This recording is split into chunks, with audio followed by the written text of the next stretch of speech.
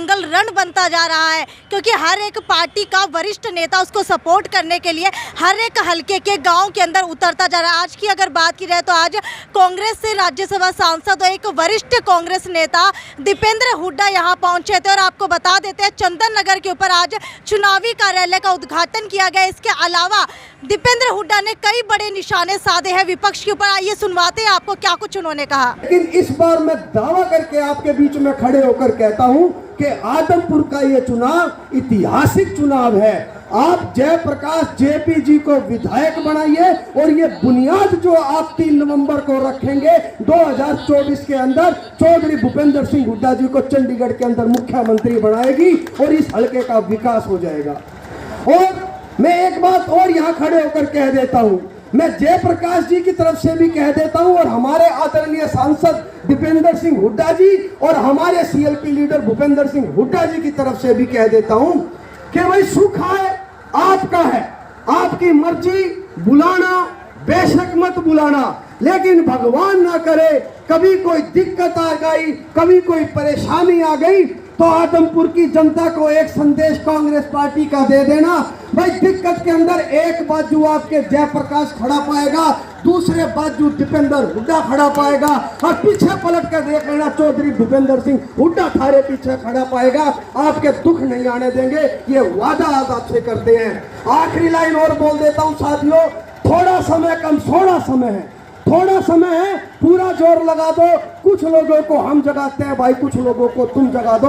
बहुत बहुत धन्यवाद, शुक्रिया। हरियाणा की जनता त्रस्त है। इस सरकार ने जो 8-9 साल का जो राज दिया है, आज उसमें हरियाणा बेरोजगारी में देश में नंबर 1 आ गया है, विकास ठप हो गया है, अर्थव्यवस्था चौपट हो गई है, हरियाणा महंगाई में देश में नंबर 1 पे आ गया है। गरीब आदमी को राहत के लिए जितनी योजनाएं चल रही थी, 100 गज के प्लॉट से लेकर मकान की योजना तक, मनरेगा की योजना से लेकर स्कूल में वजीफे की योजना तक, सब या तो पूरी तरीके से बंद कर दी गई हैं, उन पर ग्रहण लगा दिया गया। तो आज किसान सड़क पे है, गरीब आदमी सड़क पे है, स्कूल के बच्चे सड़क पे अपने स्कूलों को बचाने के लिए इस सरकार से हर वर्ग दुखी है और बदलाव चाहता है। इनके अहंकार और घमंड को तोड़ के हरियाणा में बदलाव लाना चाहता है और उसके लिए आदमपुर के अंदर मतदान करेगा। आदमपुर का मतदाता, ऐसा हमारा विश्वास है। दूसरा बदलाव आदमपुर में भी लोग चाहते हैं। यहाँ के जो जनप्रतिनिधि, वो जो जनप्रतिनिधि हैं, उनकी कार्यशैली कोई अच्छी नहीं रही है, उससे लोगों के हाथ में केवल निराशा लगी है। उन्होंने केवल अपने स्वार्थ की राजनीति करी, लोगों के विकास की, लोगों के मान सम्मान की या लोगों के सुख दुख की राजनीति उन्होंने नहीं करी। वो तो सैर सपाटे पे रहे और हवाई बातें करी, ना संसद में कभी वो बोलते, ना विधानसभा में कभी बोलते, अपने स्वार्थ की राजनीति करते हैं। तो मैं समझता हूँ बदलाव आदमपुर में भी लोग चाहते हैं और बदलाव प्रदेश में भी लोग चाहते हैं। दीपेंद्र जी, जिस तरह से आप बदलाव की बात कर रहे हैं, साथ ही साथ बिश्नोई को लेकर भी आप निशाना साध रहे हैं, लेकिन उनकी तरफ से तर्क ये दिया जा रहा है कि 24 साल का बनवास जो है काटने का वक्त आ गया है। मंत्री पद की दुहाई तक जो है एक तरह से आदमपुर में इस तरह की दुहाई देते भी नज़र आ रहे हैं। देखिए, ये कौन सा बनवास की बात कर रहे हैं हमें नहीं पता। 24 साल लोगों ने इनको सत्ता में रखा। जो कांग्रेस की सरकार आई तो उसमें उप मुख्यमंत्री चंद्रमोहन जी बने, वो भी कहीं ना कहीं ये उनको नहीं मानते, लेकिन वो भी कहीं ना कहीं आदमपुर के से उनका भी संबंध रहा है जितना इनका रहा है। और वो उप मुख्यमंत्री बने, ये भी उप मुख्यमंत्री बन सकते थे। हमारी पहली सरकार में 7 शामिल थे।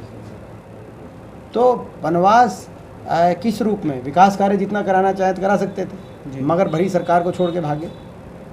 उस समय आपको याद होगा 2008 में जब सरकार 4 साल रहे और उसके बाद जब भरी जो सरकार जो रिपीट होने जा रही थी सरकार 2009 में, उसको छोड़ के चले गए। तो विकास कार्य से नहीं, इनको अपने स्वार्थ से मतलब है। और भाजपा में भी अपने स्वार्थ से, सबको पता है भाजपा के शासन में बीजेपी के जो मंत्री हैं उन्हीं के हलकों में काम नहीं हुए। किसी एक मंत्री के हल्के में बताओ आप काम बीजेपी ने कराए हो जी। इनको कौन, ये तो अभी बीजेपी की एक लिस्ट आई, बीजेपी पे इनका कौन सा नंबर है वो समझ, उसको लेके अभी कोई जो है लिस्ट आई स्टार प्रचारकों की, आदमपुर से 32वां नाम है इनका उस लिस्ट में जी।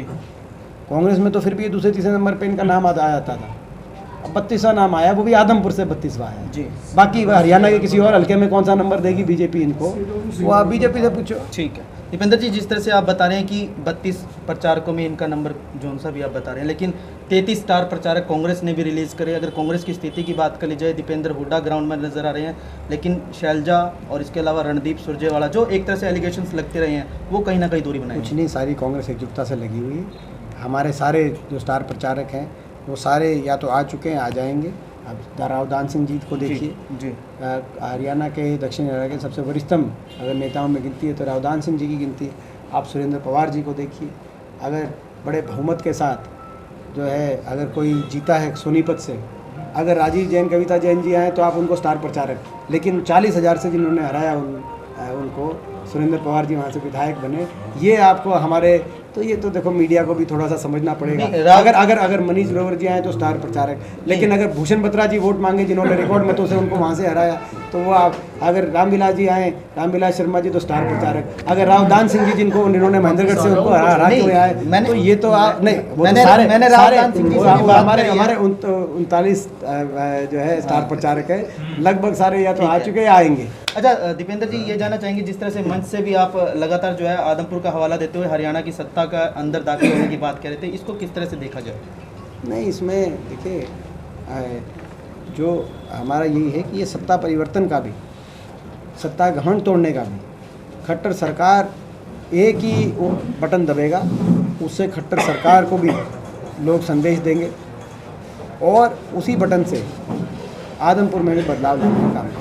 दीपेंद्र जी, मनीष ग्रोवर के बयान की अभी आप बात कर रहे थे। मनीष ग्रोवर ने कल हिसार में एक प्रेस वार्ता की थी जिसमें सीधे तौर पर वो ये कहते नजर आए कि हुड्डा परिवार जो है वो रोहतक एरिया की बात करी जाए उनसे बाहर नहीं निकल पाते। अगर सोनीपत की बात करें आप किस तरह से कहते हैं, उनके बयान को किस तरह से देखते हैं आप? क्योंकि वो एलिगेशन ये लगा रहे थे कि भजनलाल जो है आदमपुर के होते हुए कहीं और जाके चुनाव लड़ते हैं। ये आप उनसे पूछना है क्या बयान वो रोहतक में भी जाके वो ये बयान देंगे? क्या वो रोहतक में भी जाके वो बयान देंगे? जी। तो ये जो देखो, हम ऐसे नहीं, हमारा स्टैंड नहीं बदलता हम लोग, तो मैं समझता हूँ ये उनको सोचने की बात है। वो यहाँ कुछ कह रहे हैं, वहाँ कुछ और कहते हैं। आदमपुर में आप लगातार घूमे हैं, क्या कमी लगती है आपको सर जिस पे ये चुनाव जो है एक तरह से कांग्रेस के हक में आता नज़र आ रहा है? देखिए, मुझे पूरा विश्वास है कि कांग्रेस पार्टी जीतेगी।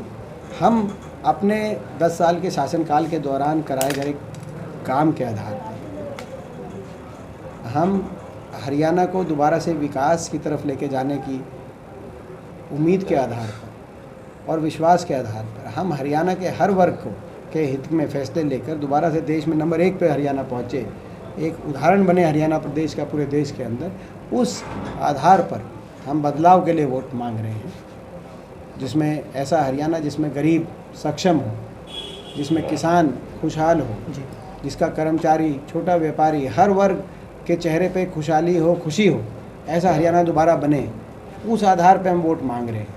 भाजपा वोट मांग रही है कि देश में सबसे ज़्यादा महंगाई अगर हो तो हरियाणा में हो, सबसे ज़्यादा डीजल, पेट्रोल, रसोई का गैस सिलेंडर, घर की सब्जी अगर महंगी हो तो हरियाणा के अंदर। भाजपा वोट मांग रही है कि देश में सबसे ज़्यादा बेरोजगारी हो तो हरियाणा के अंदर हो। तो ये फ़र्क है दोनों के विजन के अंदर। हमें विश्वास है कि लोग हमारा साथ देंगे। आईएनएलडी और आम आदमी पार्टी को कहीं देखते हैं सर, क्योंकि जिस तरह से मुद्दे वो गिनवाने का काम कर रहे हैं, पानी के मुद्दे की बात कर ली जाए या शिक्षा के मुद्दे की बात कर ली जाए, आम आदमी पार्टी और आईएनएलडी भाजपा की बी और सी टीम है, ये साबित हो चुका है। आम आदमी इनेलो हर जगह उस प्रकार का उम्मीदवार देने का काम करती है जो बीजेपी चाहती है। इनेलो के नेता राज्यसभा इलेक्शन में ढोल नगाड़े बजाते हुए बीजेपी के पक्ष में मतदान करके आते हैं। राष्ट्रपति के चुनाव में बीजेपी को वोट डाल के आते हैं। जहां मतदान की जरूरत नहीं भी है वहां पे बीजेपी का समर्थन करके आते हैं जी, और फिर यहाँ पे हरियाणा में आके उनके बीजेपी कहने से उम्मीदवार देते हैं। इसी प्रकार से आम आदमी पार्टी जब से हरियाणा में आई है, आपने देखा होगा पिछले कुछ दिनों से वो निशाने पे भाजपा को नहीं ले रही, वो निशाने कांग्रेस पार्टी को ले रही है। तो ये सब बीजेपी की बी और सी टीम बन के भाजपा की खट्टर दुष्यंत सरकार का लाइसेंस रिन्यू कैसे किया जाए 5 साल में, उसकी साजिश रचने का ये काम करते हैं। लोग इस बार भाजपा के साथ भाजपा की बी और सी टीम को भी निपटाने का काम करें। तो ये थे हमारे साथ दीपेंद्र सिंह हुड्डा। हालांकि अगर आज की बात की जाए तो आज जेजेपी के कई वरिष्ठ नेताओं ने, कई पदाधिकारियों ने जेजेपी पार्टी छोड़ करके कांग्रेस पार्टी को ज्वाइन किया है और दीपेंद्र सिंह हुड्डा ने पटका पहना करके उनका पार्टी के अंदर स्वागत किया है। लेकिन अब देखने वाली बात यह है कि अगर इस चुनाव की बात की जाए तो इस चुनाव के जीतने और हारने का असर 2024 के विधानसभा और लोकसभा चुनाव के ऊपर कितना पड़ने वाला है, ये तो अब समय ही बताएगा। तब तक वीडियो को ज्यादा से ज्यादा शेयर करते रहिए। नमस्कार। श्याम जी पोटैटो चिप्स, वो भी कई सारे डिलीशियस फ्लेवर्स के साथ। बस खाते जाओ और खाते ही जाओ। श्याम जी के डिलीशियस एंड टेस्ट। अपना सामान MRP पर नहीं, डिस्काउंट पर लो। और हिसार में डिस्काउंट कहाँ मिल रहा है ये जानो सेलट्रेंडिंग.com पर। विजिट सेलट्रेंडिंग.com। पहले कंपेयर करो फिर शॉप।